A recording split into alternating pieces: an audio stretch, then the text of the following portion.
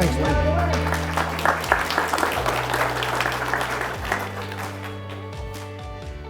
Okay, there we go. There we go. This is one of the pictures that were taken by aerial photo of the pool. You've probably seen it in a lot of the pool stuff that you got on the internet and so forth. But we're going to go back a number of years to see how things go, or how things actually went. Back in the early days, you had to swim in the Lehigh River down by the boat launch, which was right in front of the Tatra Inn, which is in the background there.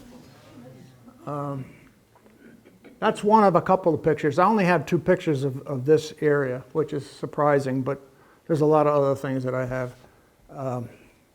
So that's where you had to go, or you had to use the swimming cages, which is these things here in the middle of the. This picture was taken in 1915 from the top of the Blue Mountain. It's a panoramic view of Palmerton. It shows the whole thing from the east to the west.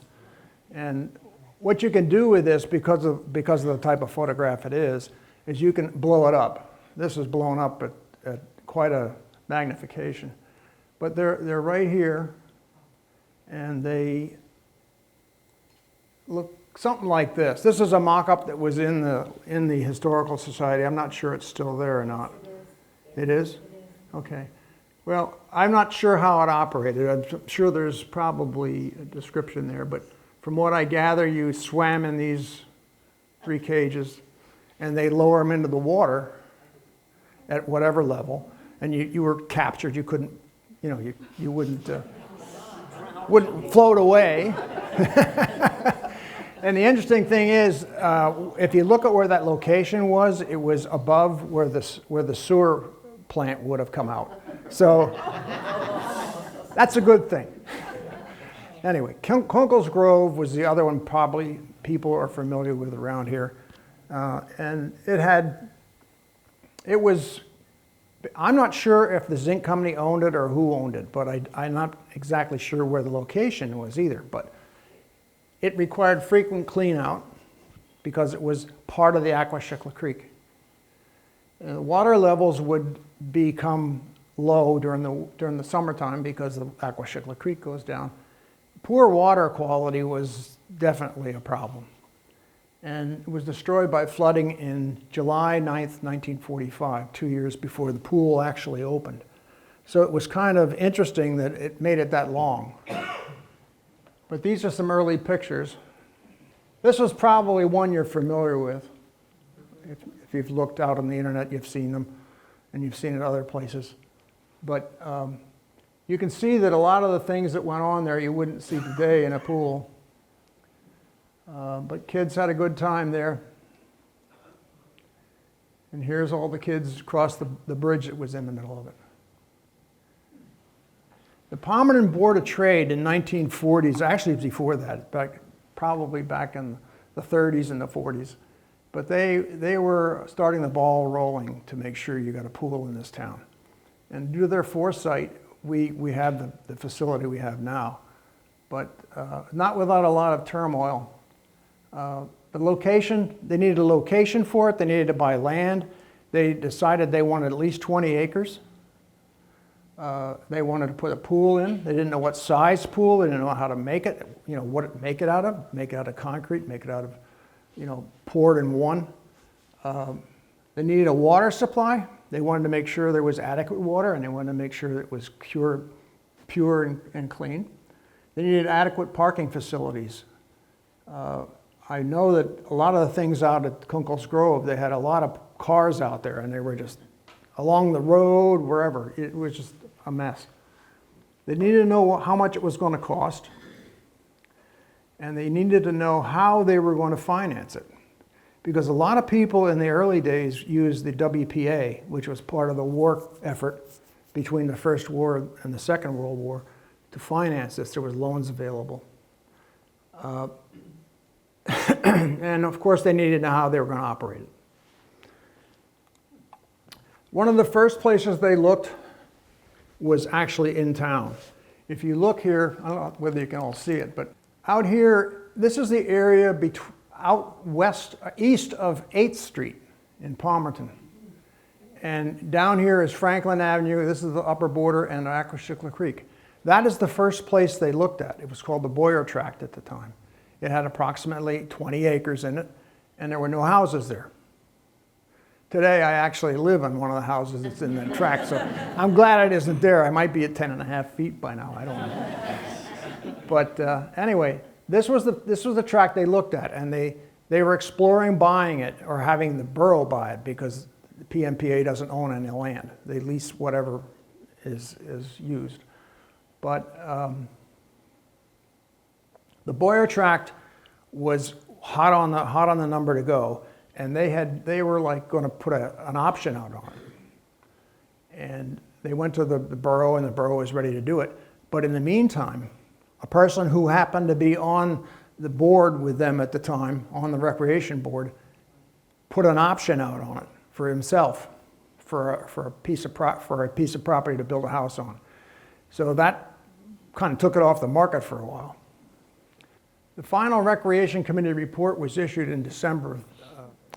And then, within a few days of that, World War II started. So that put the kibosh on everything. So they laid low for a while. And they held informal meetings with the Borough Council. And they started those back up in 1943. The Board of Trade Recreational Committee was disbanded before the war, or actually at the beginning of the war. And the Board of Trade recommended that the present site be purchased, which is up on the hill. In 1944, the Borough Council purchased the present site, known as the R.T. Craig Ziegenfuss Tract, approximately 18 acres. That's what they originally purchased. And that's the one up here. Now, since that time, and it's after the scope of this presentation I'm giving, but after that, they purchased, or actually, I'm not sure if they purchased it, but they must have. The borough must have purchased it. But it's a bigger site. It's about 50-some acres now. And it has a road and hiking trails and whatever. But the original one actually had room for the pavilion and the ball field and so forth. Now, one of the things that they did that was rather interesting, and I found this very interesting, is that they went out and they visited these four area pools. One in Nazareth, Hellertown, Catasauqua, and Kutztown. Now all those, or many of those, were built, again, using WPA money, and they were built in the 30s. So they're looking in 1941 or 43 at pools that are now 10 years old, almost 10 years old. So here's a picture of the original Nazareth pool. It was 100 by 200 feet. I'm not sure if it had mechanical filters or it was just they took the water out every now and then and replaced it. I don't know. I can't find any information on that. This is another picture of it, looking at another angle. You'll notice that many of this pool anyway, it does look round. I'm not sure what the story is, but this is the Hellertown pool. So I have a couple of pictures here of each of these pools. That's a pretty big one. I don't remember what the size of it was. The Catasauqua pool is 90 by 300. That pool has been closed now. It was open up until 2 years ago. And they've got some kind of an underground problem with it. I'm not sure what it is. But again, the problem with many of these pools, or I shouldn't say it's a problem, but it's an issue. It's a pool that is run by the town. Now, we are fortunate in that PMPA is a standalone association. So it's run by an independent, not by the town. And this was some of the filtering equipment that they had there. Our original pool had these same kind of tanks down in the back. They were much bigger, they were metal.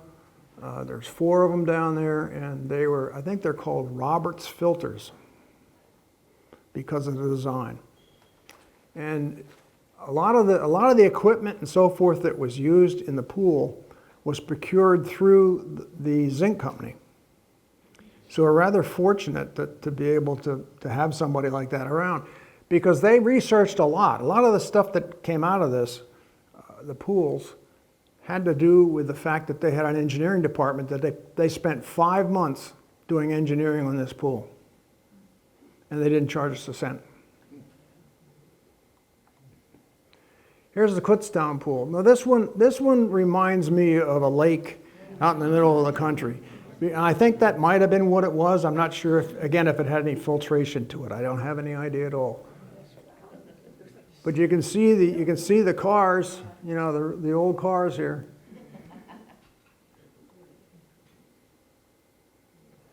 Now the reason they did this again was because they were doing research to find out what other people did, and you know, why not learn from what other people did and what they made and go from there. In June of 1944, after getting all this information about the pools that they went to visit and assembled all kinds of other stuff, they put together a final report and presented it to the Palmerton Board of Trade, presented it to the Borough Council. Now, in order to form, part of this was creating the PMPA, and it was formed and incorporated in 1945. Officers were elected to serve on the board. Does anyone here know who the first board president was? You don't count. You're right, Mr. Fisk. I was going to say, you don't count. I want to see if anybody else knew. That's okay. That's okay. We're all here together. Don't worry about it. Okay.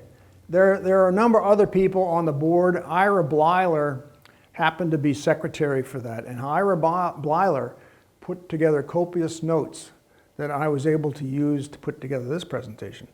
So there's a lot of things that, you know, I didn't know about the 2 tracts of land that were purchased and how much things were. The land, the actual first purchase of land that was done by the borough was for around $7,000 for that 18 acres. And I know the other 2 came from, the 2 that are adjacent to it that are now part of the pool came from an Alliance Sand Company. So if you went west from there and you kept going, you'd end up in a, I knew there used to be a wire that went all the way across. I'm not sure if it's still there or not. But anyway, you'd walk into that. So, and then the other side of that is the Sand Company, and on the north side is Blue Shamrock. I'm not even sure if it's still called that. But anyway. They wanted it to be a living memorial to the veterans of World War I and World War II. And I think they added Korean War after that. So they wanted to be a self-supporting venture. Now, it could be self-supporting probably because they wouldn't have the initial cost of the land and so forth that they have to buy and all that. But the whole community membership canvas was then put together. And that was done in 1945. A lot of volunteers went around, knocked on everyone's door in town, and asked them to donate $1. And they used that as a gauge to find out how much people were interested. And the membership was, like I said, $1. Membership in the association was considered a vote for the project. So that's how they could gauge whether or not they were going to go anywhere. So on June 13th, 1945, they had a kickoff meeting where they invited the public in. This is before they went out with the brochure, and I know you've seen the brochure. I have a picture of the front of it in the next slide. No, not the next one. One after this one. The engineering department of New Jersey Zinc Company worked 5 months to design and do cost estimates. They had no idea what this was going to cost. And they had pie in the sky. They had an amphitheater, they had all kinds of stuff that they were going to put in. You know, that was the ultimate plan. Well, you know very well they didn't put in the amphitheater, but they did put in a ball field, they put in the pavilions, they put in all the picnic facilities and the roads and so forth. So it was a rather large undertaking. And one of the things they decided in the very beginning was they would build it in phases. And it's probably wise they did that, because their cost estimates came in a little higher than the actual bids came in higher than the cost estimates. And that was one of the things that they wanted to do, that one of the suggestions was made, just go out and put it, you know, find out how much it's going to cost to build, and then we'll decide once the money comes in whether we can build it or not. You know, we could have ended up with a postage stamp for all we would have known.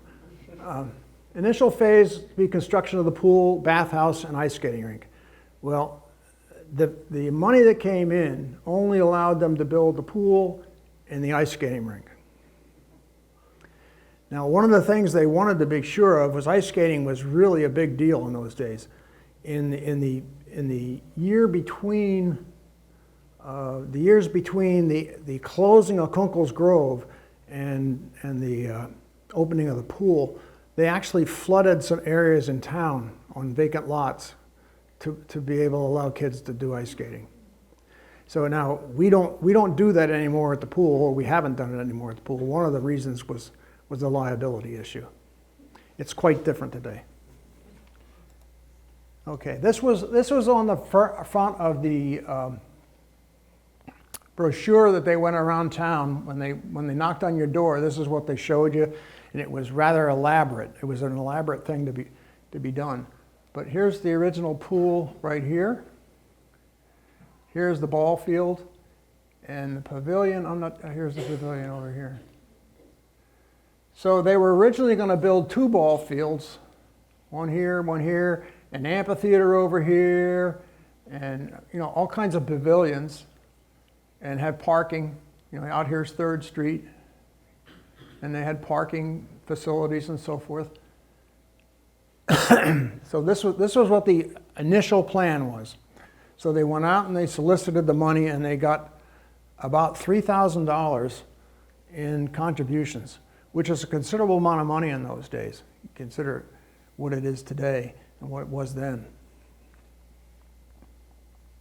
Now here we'll get back to this. This was the initial mission statement, and it's probably still applicable today. Except I would change that to be World War, you know, all the other world wars we've had since then. Now the original pool was supposed to be 100 feet by 275 feet. That was what they originally were going to build it. And it had a baby pool, just like this one does. This is the layout that was conceptual. So you can see here's the bathhouse up in here, men and women's and offices and all that kind of stuff. Over here's the pump house and the filter and the filters. Now these pictures are pictures of the actual site before anything was developed on it. This was the original stone house down at the entrance of the park. It's still there, and I know we've done a number of things to improve and so forth, but there were several outbuildings and so forth. Supposedly, one of the things they talked about when they purchased this was the 3rd oldest building in Carbon County. Now, I've got nothing to back that up with, but that's what they said it was. There was a horse trough here somewhere out in the front where they used to water all the horses. So it must have been here a while if that's the case. Now, to the rear of this, there was a whole bunch of buildings, outhouses and who knows what, sheds and so forth. This is, again, I would say this was looking from 3rd Street. That's the best I can tell. This is the 3rd Street parking area. So if you're going up 3rd Street on the left, after you go past the house, there's that parking lot. So this is the area where the parking lot was. This is where the ice skating rink would have been, or the ball field, or whatever you want to call it. And this is the area of where the pool is now. You see, it was just barren forest. And here's another view looking southeast rather. And here's one looking northeast.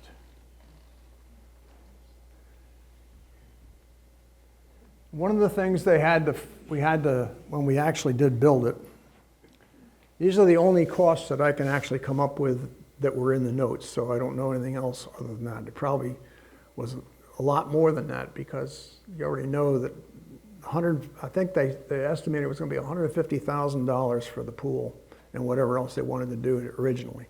So they had site prep and grading was done by Reeby, who was the local contractor, and he did it in a little under a month, which is unbelievable. I mean, today, you talk about doing a site prep, it'd be a lot longer time than that. But the pool construction was done by Cement Gunite Corporation, a rather new concept that was used, and we decided to do it. I've got some pictures of that later on here, but all other materials were either purchased directly by us through the zinc company. So the site work was started July 1st, and the pool started construction on August the 1st of 1946.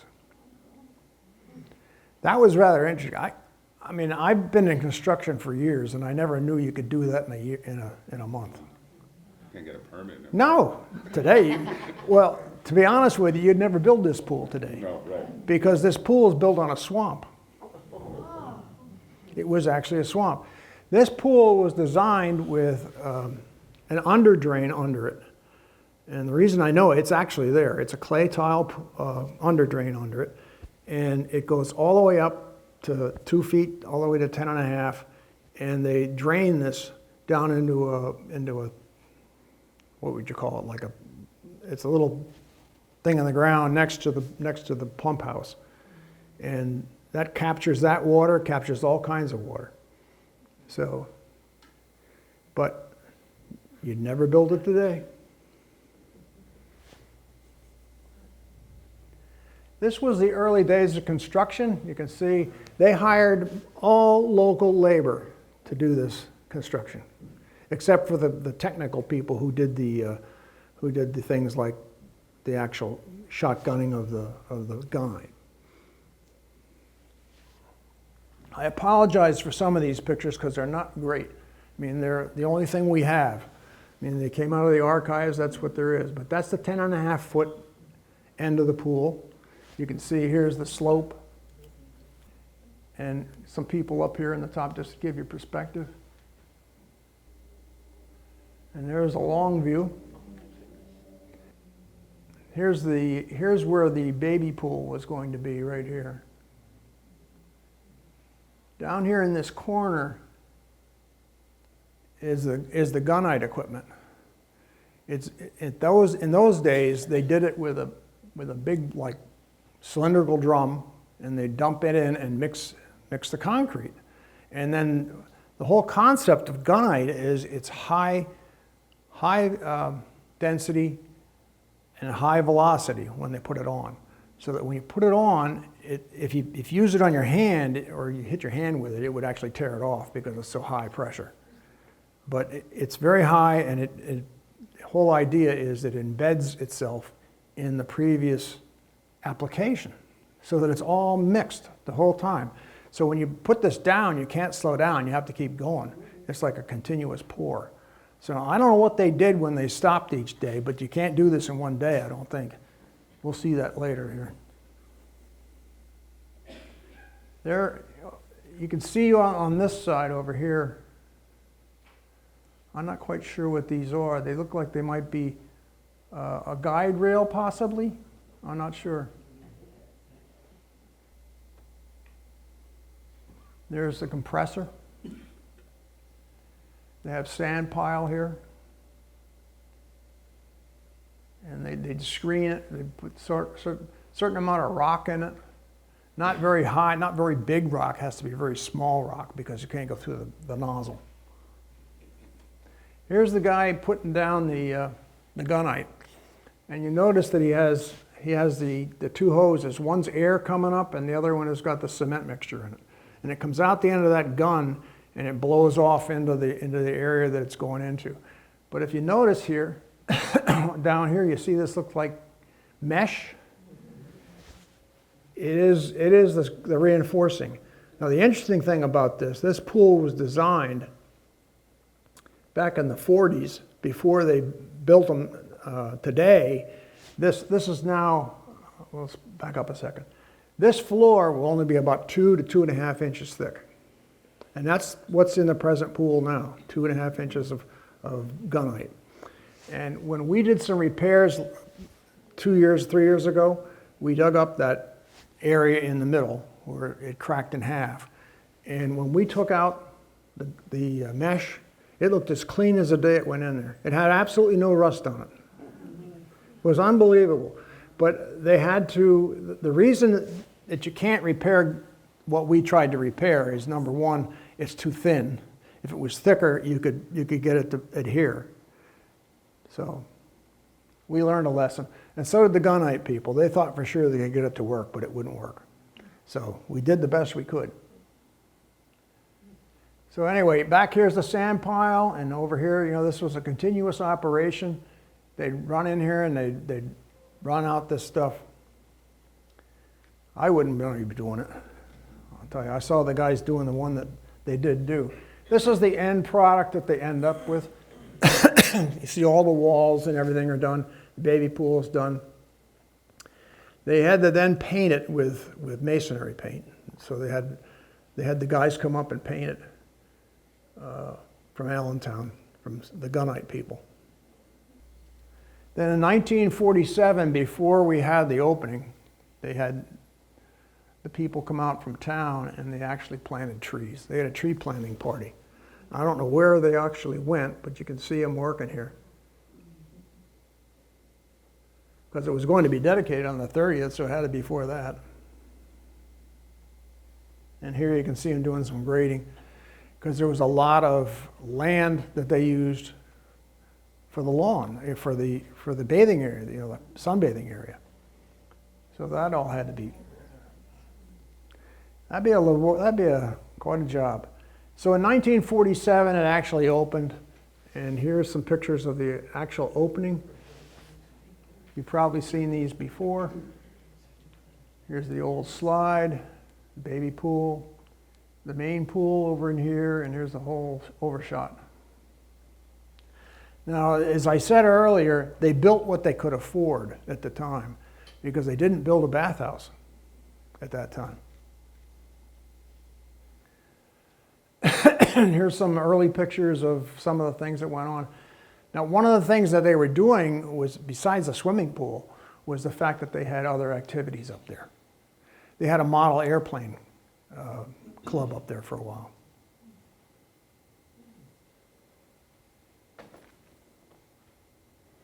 That's a picture from 1947.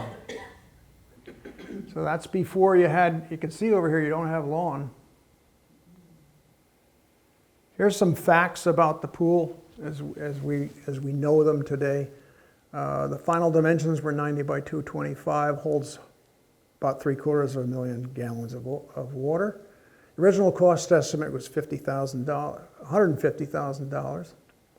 And when that estimate was put out, the zinc company donated half of that and challenged the town to put together the rest. And after they did that, they had $45,000 that was donated by the community, and then you still had to make up the difference. Now, the dedication was held Memorial Day, 1947.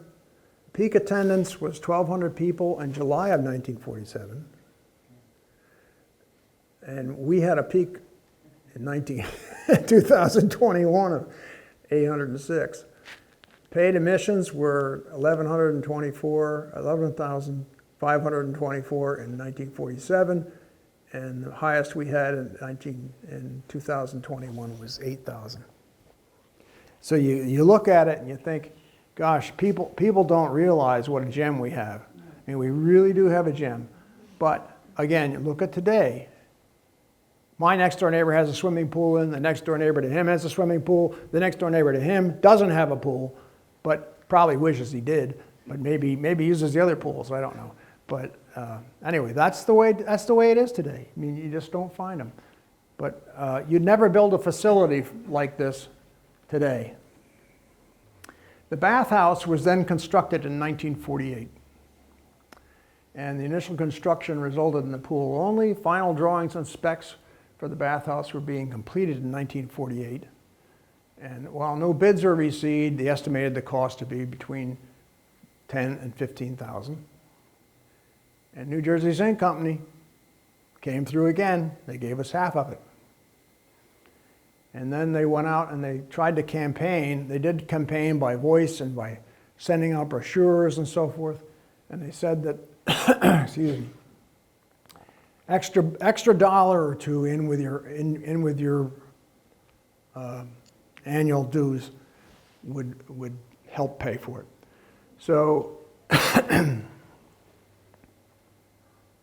this is 1940. This is sometime after 1947. I don't know when it is. I don't have a date on this, but you can see here is the bathhouse up here. We got lawn and so forth on it. And that's another shot from the same time period. You can see the high dive. I don't know who it is. I was probably about that tall when he did it. I don't know. Now, the two people I recognize in there are Bill Wilhelm and Steve Hanso.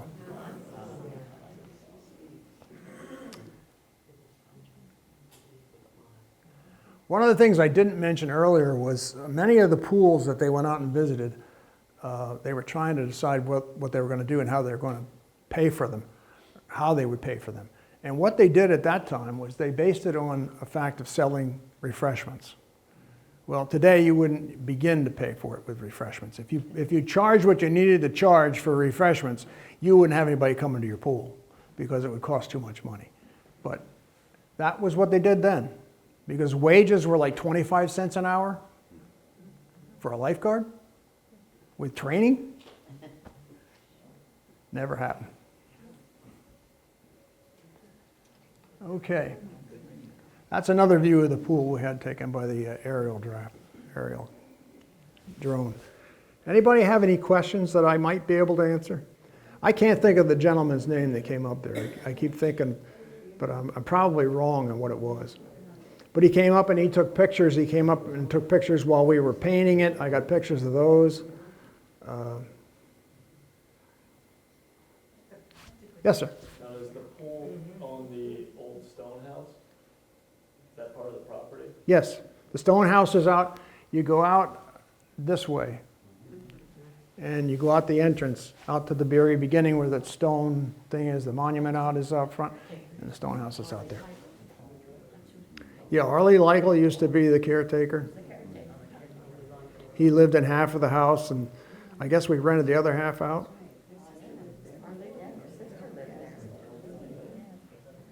Any other questions? Yes, ma'am. What other facilities, I know you've talked about they were going to have all kinds of things in amphitheater. What else is actually on your property?